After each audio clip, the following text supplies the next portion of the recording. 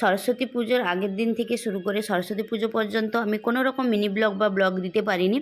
তো এই ছোট্ট মিনি ব্লগটাতে তোমাদের সঙ্গে শেয়ার করব পুজোর আগের দিন আমরা কিভাবে স্কুলে প্রিপারেশান নিচ্ছিলাম পুজোর জন্য।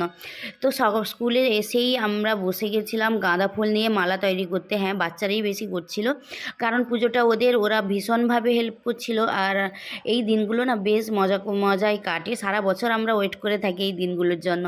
তো প্রতি বছর আমাদের যেটা হতো, ক্লাসরুমের মধ্যে পুজোটা হতো, কিন্তু এবছর পুজো হচ্ছে স্কুল গ্রাউন্ডে প্যান্ডেল করে। তো ওই প্যান্ডেলটাকে তো সুন্দর করে সাজাতে হবে, আর আমরা ঠিক করি যে গাঁদা ফুলের মালা দিয়ে, এবং আমাদের স্কুলে কামিনী গাছ ছিল, ওই কামিনী গাছের ডাল কেটে ওই সব দিয়ে ডেকোরেশন চলছিল। আর ডেকোরেশন করছিল আমাদের স্কুলের বাচ্চারা এবং স্কুলের স্যার।